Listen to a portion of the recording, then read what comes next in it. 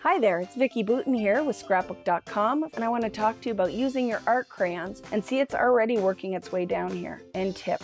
And look at how beautiful that is. Little dance break, doop, doop, doop. So these can kind of blend together and sing. Favorite tools to use and mediums, because I'm going to do it in drips. It will drip off your page. Favorite, use it all the time, technique. And it's the kissing technique.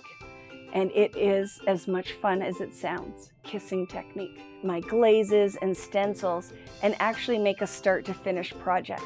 Lots of pigment, great value, easy to use, showing you all the magic that we can make with color, rainbows, butterflies, collecting your memories, and trying all of the things.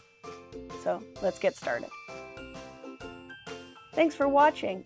If you like this video and want to see more from Scrapbook.com, please like, share, subscribe, and leave a message. Happy crafting!